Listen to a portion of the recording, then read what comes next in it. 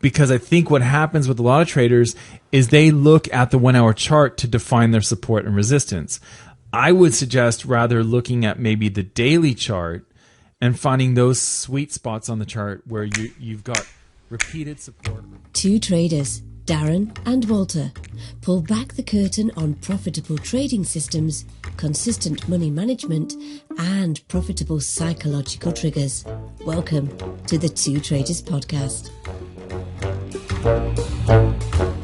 Welcome back to the Two Traders Podcast. Walter here. I've got Darren on the line. And Darren, today we're going to talk about this idea, this nebulous thing that we see on the charts, this idea of support and resistance, right? So as you know, I drink the Kool-Aid. You know, this is my thing. I think you can see these levels on the chart. I also admit that, as with a lot of things, we humans see patterns. And so we have to be careful that it's easy for humans to see things that aren't there. It's also quite true that for a lot of traders, you can see these things everywhere. So I try to be pretty careful on how I draw these. And I also think that if I see them, then I think that other traders also see them. And so it almost doesn't matter if they truly exist or not. It's sort of like, the emperor's new clothes or whatever. If enough people go along with the gag, then it doesn't really matter that he's not wearing any clothes.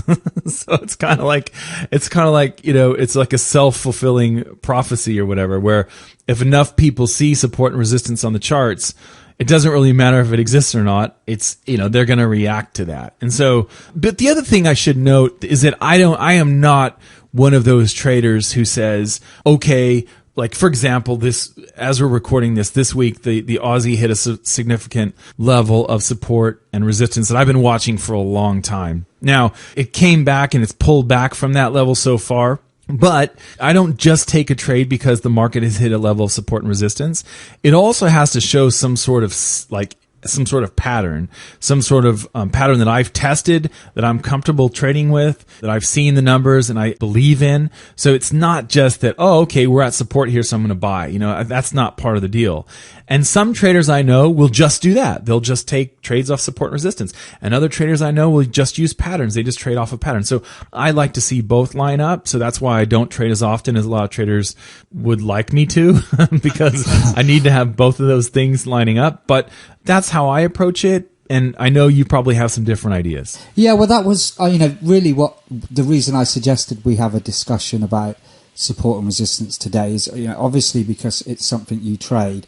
But also I'm just kind of, interested in the whole thought process of why people, obviously support and resistance levels visually, when we look at candle charts, are really appealing. If you see like a spiky pattern and then price comes back and makes another spiky pattern and reverses there, from the approach of wanting to trade successfully, that visually it's quite an enticing way to trade. And I think it's probably one of the most, if not kind of the most popular approach, certainly in retail trading. And I think I've heard a lot of bankers, institutional trades talk about price levels being significant. Really, I'm just kind of I'm more interested in the mindset that goes behind it, because as far as I'm concerned, any support and resistance level, whether it's successful or not, is reliant on other factors other than whether it's support and resistance. Really, it depends where you put your stop loss. I mean, if you're trading, it depends where you exit, basically, is what I'm saying. It's the exit ultimately that matters. Like you say, the Aussie came to a strong support today. Well, if you put a 2,000 pip stop on it, then that is essentially your exit at that moment. Then the win rate of that support and resistance level is obviously going to go up. And then if you just sort of traded it with a 10 or 20 pip, that's obvious. And to you, the overriding belief system is that a lot of other traders are going to recognize that level, and then you're going to add to that, you're going to wait to see what the reaction is at that level, to see if there's any indication that buying or selling, and then you're going to make your decision. Would that be like a fair assumption of how you view it? Yeah, so essentially, most of the things I test are crap, and they don't work out, and they're not something that I pursue. Most of the time, if I hear about an idea or someone says, "Hey, Walter, what about this? Have you ever looked at this?" Or I see something, I go, "Well, that looks interesting." I'll test it. I'll run it through Forex Tester, and that's usually where it falls apart, and I can't make it work. But like you say, most of the time you can change it up a bit with the exit, and that makes a whole heap of difference. I would go so far as to say, for those people listening who say, well, that's a load of crap, it's not the exit, try it. The best exercise I know to see this is to just flip a coin, heads buy, tails sell, and apply a really fat exit, like a 1 to 4. You're risking 100 pips to make 400 or 200 pips to make 800. Do something like that and see, and get back to me after you've run that through 150 trades, right? See how that works out, because that sort of illustrates the power of the exits.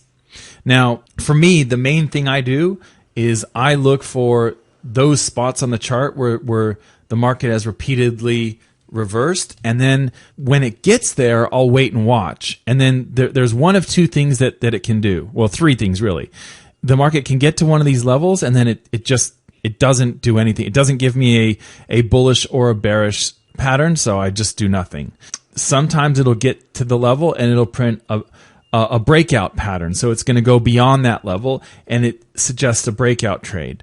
In other words, to continue in the direction that it's been going. And then sometimes it'll get to that level and it'll print a reversal pattern. And then that suggests that I should take the opposite and assume that the market's going to turn around from that point, even if it's just brief turnaround. It doesn't have to totally retrace the last month's move, but something like that would be expected. So that's basically it. It's the two pieces. And to be clear, I don't think that it's necessarily an easy thing to trade, for example, the 1 hour charts using support and resistance, because I think what happens with a lot of traders is they look at the 1 hour chart to define their support and resistance. I would suggest rather looking at maybe the daily chart and finding those sweet spots on the chart where you've got repeated support, repeated resistance, and then when you go down to your 1 hour chart, that's what you're trading off of. So you're trading the 1 hour candles off of areas where the daily candles have bounced and repeatedly bounced. So that would be my suggestion. I think one of the big mistakes traders make is they see these things everywhere. So it's not necessarily the case that you're going to see these everywhere. Like if I'm looking at the euro right now, and I see where the euro bounced in April of 2004, and then it came back to that same place and bounced in July 2005, and then it came back and it hit it again in May of 2010, and then it came back again in July of 2012, and then it broke through the beginning of 2015 in January. So it finally got through. So it spent many times where it hit this level, and then it turned around, and then finally in 2015, early 2015, it stopped and then broke through. So these are the sorts of things I'm talking about. It's not like the euro has hit this level 15 times in the last 48 hours. It's more about really clear turning points usually on a higher time frame. It's not something that I guess what I'm saying is, I think the mistake is to see too many of them, and I think the mistake is to assume that, okay, I've got my support and resistance drawn on my 1 hour chart, so now it's up there, so now it's time for it to turn around. I don't think that's as reliable as using a weekly or a daily support and resistance and then trading the 1 hour charts on that. You're obviously quite good at reading the price action and the movement from the pattern of the candles. Would you ever consider then just trading that and not adding the support and resistance? And do you think that would be, because essentially what you're saying is the support and resistance levels you're interested in are the ones where price has made a sharp turnaround, okay? Is that right? Like a V shape, so they're quite sort of distinctive. Yes.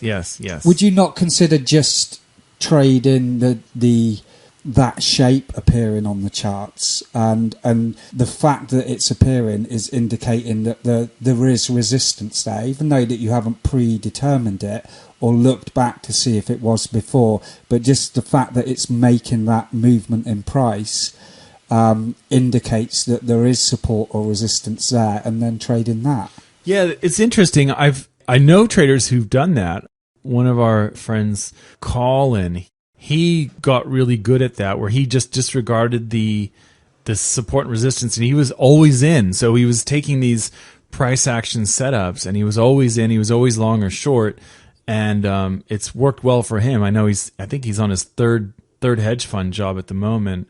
So that sort of thing might work, but I haven't been able to get it to work. To be fair, what I've found is that if I do this without the zones, my win rate plummets, and I get really nervous. So I haven't been able to make it work. I suspect you're right. I suspect there would be a way to do it. Obviously, it works for Colin, and it doesn't really work for me. I'm pretty picky though. I think there are a lot of setups that look really good to other traders that I won't touch. So I don't know. I mean, maybe that's just my bias, but I think you're right. I think there's a way that some traders can lock into this, and they can just trade the patterns.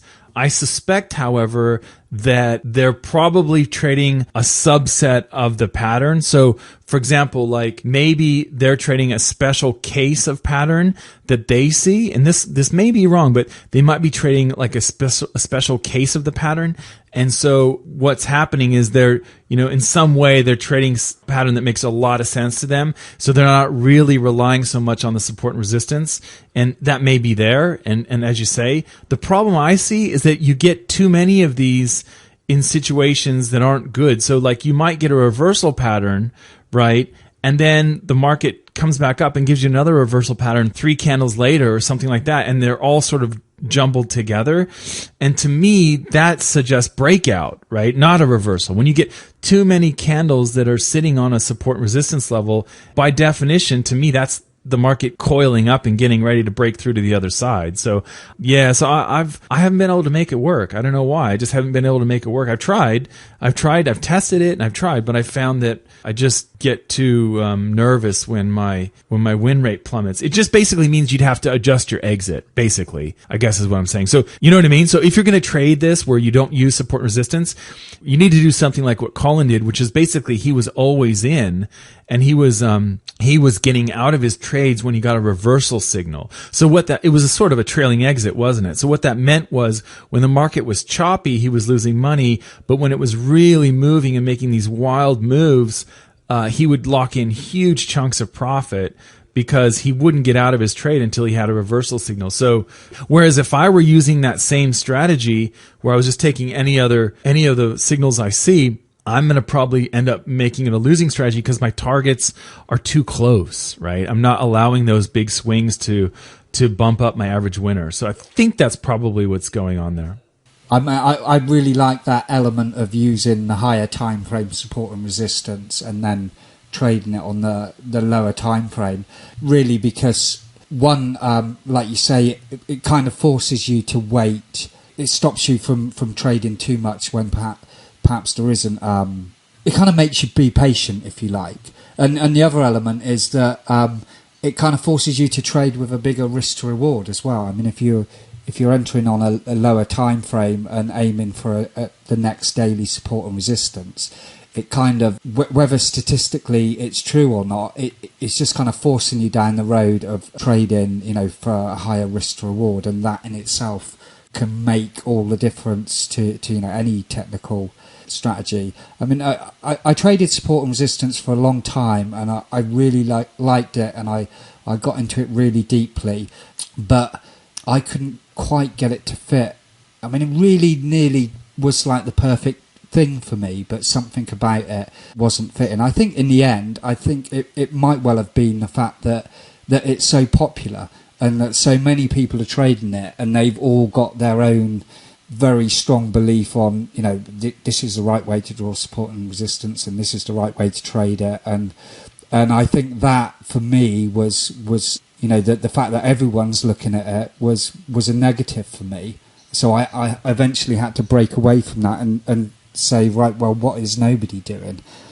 If I did have to go back to trading support and resistance, I think I would, use that higher time frame support and resistance, and I probably wouldn't trade off the levels. I'd be looking more to trade to them, So if price was clearly in between two daily support and resistance, and I got some indication that it was going to go to the lower one, then I'd trade that, to the lower one. And I'd probably chuck a bit of hedging in there as well. That's funny. So why is it that you see support and resistance as being popular? I mean, is that what a lot of traders are talking about or using on forums and things like that? Because I know our little community is pretty popular, but to be honest, I didn't realize it was such a popular thing. I think it's pretty much universally popular now. Some people might name it differently, but I find it very hard to find anyone that doesn't mention support and resistance in some element of their trading now. Although, I don't read a lot about other trading strategies now, but certainly when I did, it was... And I think it's a combination of that. If everyone's doing it, then that gives it some validity. And the other one is that it's so visually appealing. You can pull up any chart and, even if you've not marked the support and resistance levels on there, they kind of appear in front of your eye. So I think, that is a big factor as well. Yeah, and I've seen have you seen the heat maps where it's some sort of weird indicator where it draws where all the closing prices are or something like that? Yeah. And you can see that anyway. Yeah, exactly. It's like they put this indicator on there. It's like, this is where lots and lots of trades were taking place. Well, you can clearly see that anyway because price was just going up and down, up and down, up and down and going nowhere. So, if you've got to put that there, somehow that kind of is going to give you some added edge in looking for the levels that are significant. It's just, why can't you see what's going on here? But I suppose that it's like magical. Yeah, they need this thing to believe in, don't they? Yeah, it's like magical thinking. Where if it's those red areas are on the chart, that heat maps on my chart, it's like, okay, then I know that's definitely, it's like this magical thing, this magical thinking. Where if I can put that color on the chart, then I know that's true. It makes it true because it's on my chart. Yeah. The interesting thing that my high-low traders are doing at the moment is lots of us have switched to single color candles. It's been really good. It's fascinating how little difference it makes. So instead of having green for bullish candles and black for bearish, we've made them all black or all green. And it's kind of weird how these things seem so significant, but when you take them away, it's quite enlightening to realise actually, I think my eyes are playing tricks on me more often than I like. Yeah, that's so funny. Yeah. So okay, so. I'm just curious, what about trend lines? Do you think those are popular in comparison to support resistance? I think they've kind of lost a bit of their popularity, but I see more madness in trend lines or suggested uses of trend lines than anything else I see out there, to be honest. Some like bizarre crossing over lines that kind of chop all through price, and then it comes out and price is suddenly back at the line, and that is somehow significant and a high probability entry. It's just madness. I really think a lot of it is madness. The logic behind a trend line is price is going up, and you're going to draw a line in the sand, and at that point you're going to short. Which is fine. That's like, if you think of it that way, then it's a perfectly logical, valid way to trade. And then you have to apply either a large risk to reward or take your profits quickly and do it consistently. But the notion that, at the point that it's crossed this line that you've drawn on the chart is now somehow significant. And then even worse, that it's going to somehow pull back. And if it just touches the line, that is somehow significant. on any time frame is, to me, is just madness. You know, I mean, admittedly, I did, used to look at trading in that way, but now when I look at that, I just think that that's just madness. Yeah, I don't really see like whereas with support and resistance, I think that generally speaking, you're going to get, well, especially if you're looking at higher time frames, you're going to get some sort of agreement on about where they're at. On the weekly chart, there may be like an 80 pip spread on average between where I draw it and where you draw it. But with trend lines, the crazy thing to me is everyone has different rules. Like, okay, you got to connect the wicks, or you got to connect the close, or you got to connect 3 in a row, or blah, blah, blah. It's got to be at this angle, or it's like, I never really know. Like when I almost feel like I look over my shoulder when I draw one because I think someone's going to slap me and say you did it wrong. Like I don't really know the right way to do it. And it seems crazy to me that people will argue the point that no, you've drawn your trend line the wrong way. It seems like it's almost like, well, you've given your kid the wrong name or something. Like how do you know that? It just seems crazy to me. But yeah, I agree. It's a little bit bizarre. And then you have people who say this is the high probability, like the DeMark trend lines and all this stuff. And I don't know. It's not, to me, once you start moving away from support resistance, you're getting, and even to the point of trend lines, you're overcomplicating it. You know what I mean? Like you're getting away from, you're adding just that other more complex part. And when you add that part to the engine, it's more likely that it's going to break down at some point. So it's definitely not my favorite. Yeah. I mean, really, the idea is that you're trading a reversal anyway, isn't it? So, you can visually see on the chart when a trend is occurring. It seems to me the most popular ones are like a nice smooth trending price movement down or up. And, that's kind of like the preferred trend line, because I imagine have a lot of touches there. And, you're looking at a point to look for the reversal. And what I do like about the trend, the sort of basic idea, is that you look for a reversal, but you don't kind of dive in too quickly. You're waiting for it to actually move a certain amount and cross this line you've drawn before you're going to sort of commit to trading. And so, I suppose structurally that can have some good elements. But, the problem as always is if you think any of these timing for entries on their own are going to see you through, then I think you're never going to make it. I think, if you trade support and resistance or price action or anything like that, you need some element that takes a lot of notice of, when you're exiting, how much you're risking, where you're placing your stop, how you're managing your trades. For me, those are all the key elements. And really then, when you enter, you can use whatever madness you want. That's kind of my approach. And I know not everyone, or very few people, like to look at it that way, but that's what works for me. Yeah, yep, exactly. I think just as when you say that, what that makes me think of is if you've got a system and you like the system, but it doesn't seem to work, then the area to work on is the exit, right? The area where you're going to get your improvement is in the exit, really. Do you think that, do you know, or do you think that banks use support and resistance as well?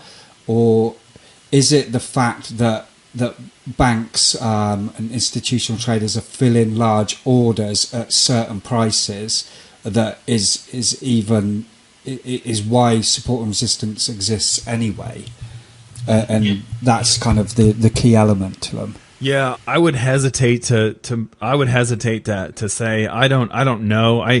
I've heard a lot of interesting stories. Funny that you say that. My brother-in-law actually is now, he worked at a currency desk and now he's at a hedge fund, and they let him have his own fund. So he's had this fund open for, I don't know, since October or November. So it's been, let's see, as we're recording, it's been 4 months, and his fund is one of the best performing funds in the last 4 months because they've been shorting the markets. And what's funny is like they don't use any of that stuff. It's interesting the wide variety of the stories that I've heard that funds use that's so bizarre you would think, no, there's no way that would ever work. There's no way you would ever do that. And yet, yeah, I'm just using the 20 moving average, or, you know what I mean? Or, simple things like the banks, the banks have a huge advantage because they can just wait. They say, oh, okay, Toyota's going to put this order in for US dollars, and that's coming through today. We know that's going to move the market a bit, so we'll just slap our order in front of that. If you do that as a stockbroker, you go to jail, right? That's illegal. That's front running. But the banks do it all the time. That's just good business practice. So it's a totally different world. But from what I've heard, there's a wide variety of techniques that the banks use. And they're also more flexible in how they get out of positions. I would refer the listener back to when you were talking about hedging. The hedging episode that you did was really good because that kind of opens up your mind in terms of different ways to get out of trades. Banks use those too. I know that for a fact. And hedge funds they're going to use more option-based strategies. And so they don't necessarily have the same approach that a lot of retail traders have. And they do things that just seem crazy, like that you would just say, there's no way that you can just trade off the 20 moving average and make it worth, or you just wait till there's a rumor like, oh, okay, General Electric's going to put in a big order on the euro, so, we'll just go in, or, you know what I mean? Like, it's just this wild stuff like that. Yeah. So I guess what I'm saying, Darren, is I have no idea. I have no idea what they do. You know what I mean? Like, I suppose it would make me feel better if I said, oh yeah, Wells Fargo and UBS and, all these banks, they're all using support and, so I'm going to do it too, right? But I don't know if that's true. Yeah. But I suppose that, generally they're not really speculating like we are they? They're often just filling orders and making their commission and then obviously trying to add their little chunk on top.